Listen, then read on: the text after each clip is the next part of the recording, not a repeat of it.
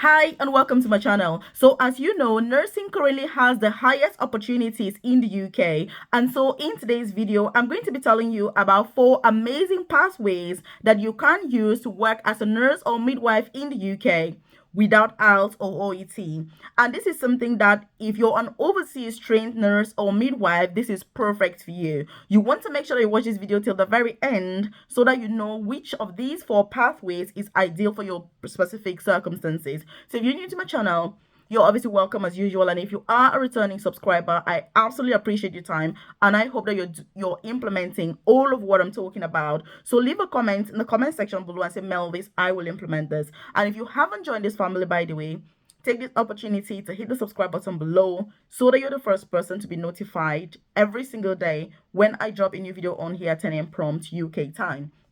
So with these pathways, like I said, what I like the most about them is the fact that you don't necessarily need to write out to OET. And in fact, the NMC in the UK has announced that over 20,000 overseas nurses have joined the NMC register in the last 1 year alone. When you look at how many UK nurses are joining versus overseas nurses, the numbers are almost the same at the moment. So this is something that is really good news, and I'm glad that I have had a massive role to play in all of this.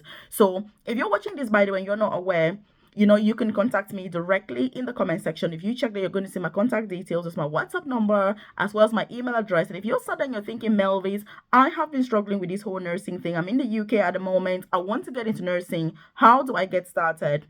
Or I'm overseas. I'm a qualified nurse. What do I need to do in order for me to work in this amazing country? Because guess what? The UK is the easiest country to gain registration as a nurse or midwife compared to any of the so-called civilized countries. When you look at the US of A, you look at New Zealand, you look at Australia, you look at Canada, Germany, whatever country, the UK is the best and is the first choice for 99% of people.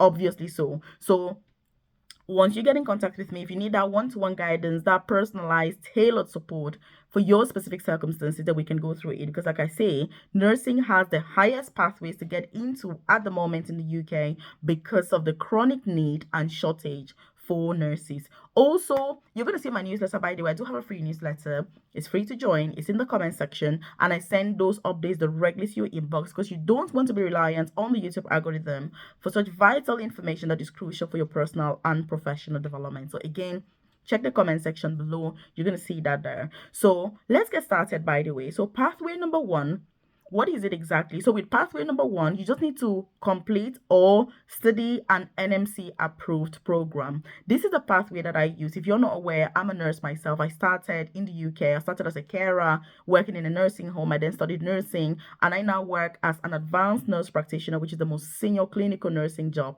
in the profession. So I've gone through all these processes that I'm talking about, and I used pathway number 1.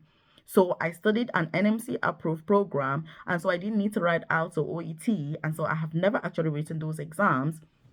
And so that is how I qualified as a nurse. So that's pathway number 1. So whether you're an overseas nurse or you're not yet a nurse and you're thinking, how do I get started? This is a pathway for you to consider. Again, I've shared extensive videos on here on how to proceed with this. You've got apprenticeship programs that you're paid to study, and you've got funded programs where you're going to pay for yourself to gain that qualification. So it's up to you which pathway you follow. If you want to know more information about this, leave a comment in the comment section below. I'm more than happy to share more details about each of these pathways. So pathway number 2 is studying in English in a country that is eligible from being exempted from those English tests. So again, this is why it's very important to know which country are you from. Are you, exempted from those English exams out to OET? Because this is a massive hindrance that many overseas candidates have when they choose to work in the UK. Because for you to work in the UK, generally speaking, you require IELTS or OET, and the minimum score is normally 7. But with all these other pathways, you can get to work in the UK obviously without that IELTS or OET, which is what I'm telling you about this. So leave a comment in the comment section below. Which country are you from? As in, where did you study your nursing? So it's not about your citizenship or where you're resident at the moment. It's about where did you study your nursing course. So if you studied in a country that is eligible to be exempted, then you don't need to. So again, leave your country in the comment section below if you're not sure, and I can tell you whether you are eligible for this pathway number 2, or are you going to be eligible for one of the other pathways that we're going to talk about, for example, pathway number 3 or pathway number 4. Again, there is a long list of countries exempted from this. The NMC is something that even on their website, they've got a lot of information about this. And if you're watching this and you're thinking, Melvis, what are you going on about? I need the full details and all of that. Obviously, the NMC website should be your best friend because they have all these details. But I just picked the main points to make sure that I am summarizing that for you, and you don't have to go through pages and pages and pages of websites and information.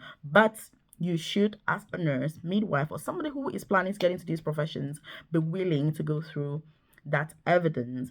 And by the way, if you're not aware, I do have a private career coaching program where I offer one-to-one tailored, individualized, and personalized guidance. If you're keen and interested, I've dropped a link in the description box below or the about section of this channel about my private coaching program. I'm somebody that I'm very passionate about nursing. I have personally supported and encouraged thousands of people to get into this beautiful profession because look, it's not only about the impact that you have in the lives of your patients, but it's also the impact that this profession has in your own life. Nursing has no age limit. Even if you're 60, you're 50, you're 40, you're 70, you can get into nursing without having the disadvantage that you started late. For many other professions, if you don't start when you're in your 20s or 30s, guess what? You're going to stand no chance whatsoever to have any success in that career. So this is something that I want to stress on, and that the fact that there's no age limit whatsoever.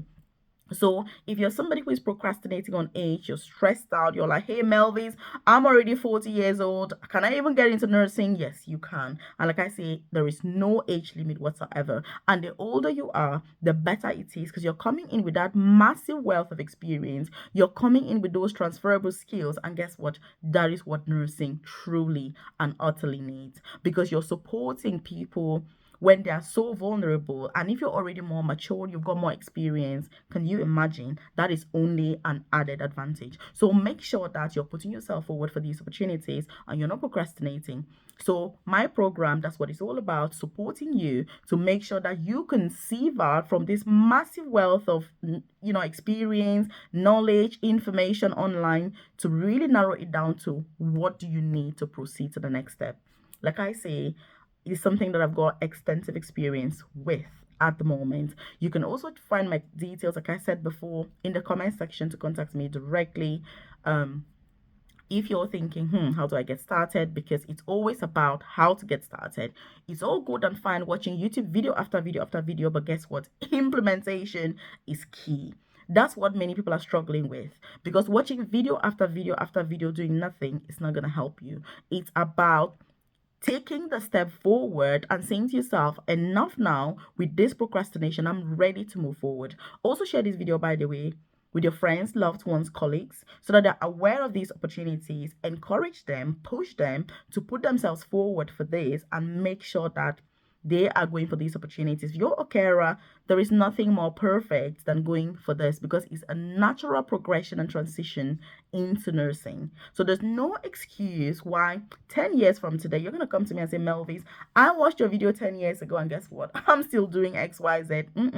That's not okay. You should be upgrading all the times. That's life. That's the norm. So pathway number 3 is that you studied in English, but in a country that is not eligible for pathway number 2. So this is something that the two pathways are massively different, because you can study in English and there are added advantages for that, because as you already know, the UK is an English speaking country. And so last year, which was 2023, the NMC in the UK brought in so many new rules in order to ease up the English requirements for overseas nurses. And the reason for this was to get to attract more nurses joining the NMC register in order to work in the UK to help with the massively acute shortages that nursing currently has in this beautiful, amazing country. And so you need to make sure that with this particular pathway, you need to have evidence. You need to have evidence that you did indeed study in English. And so that's where the employer reference thing comes in.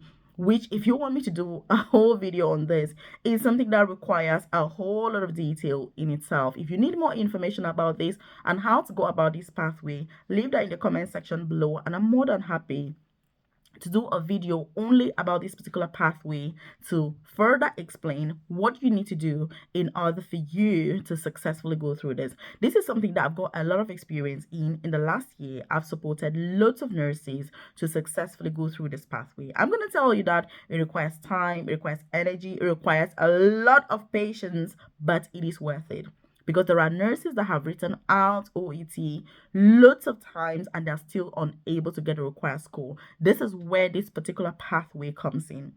And it just kind of rescues you. It's like the Superman that is like, hey, you've struggled with this out of OET long enough, and I'm here to rescue you. That's what this pathway is. So again, leave your country in the comment section below. Which country did you study? And I can tell you if it's eligible for pathway number 2 or pathway number 3, because the two are not the same, and it's your duty to make sure that you know the differences with each of these pathways, because obviously you need to make sure that you know the right pathway to organize the right evidence and supporting information. Either way, by the way, you need to do your CBT. The CBT is one of the easiest exams when it comes to nursing. That's not really an issue. So we are talking about the English requirements for IELTS OET and how to get exemptions from that. One thing I'm going to say also is that if you're enjoying this content, by the way, just hit the like button below. It lets me know that I enjoy content like this, and obviously I should do more of it, because sometimes getting to know what you want is a lot easier, so that I'm just giving you what you need rather than yapping on about what I want to talk about. So that's the point of this channel, to make sure that not only are you aware of the best opportunities to move to the UK without spending thousands of pounds going bankrupt, but that you also get the support that you need and deserve, rightfully so, in order to progress in this beautiful country? So if you're looking for career progression opportunities in nursing, you want to become a specialist nurse, you want to get, becoming a nurse practitioner. I work as a nurse practitioner. It's currently one of the highest paying jobs in nursing.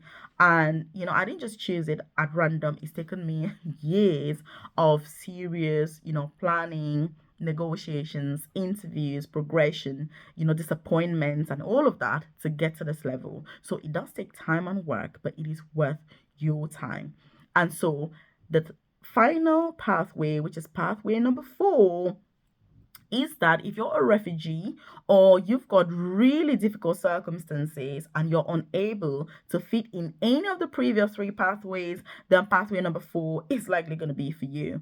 And the NMC indeed has said that they want to really individualize this process so that every single overseas nurse that wants to work in the UK has the chance to do so. For example, there are some people that are refugees in another country. Mind you, you cannot be a refugee in your own country. Well, sometimes it can happen, but normally for most people, you would be a refugee in another country. And it could be that for one reason or another, you're not able to get the evidence that is needed to demonstrate, say, your English competency or whatever it is. And so in that case, that's when you would use this pathway number 4. And the NMC has said if you want to use this particular pathway, you need to contact them directly, because they will be able to assess your personal circumstances and then advise whether you're eligible or not. So it is something that is worth pursuing.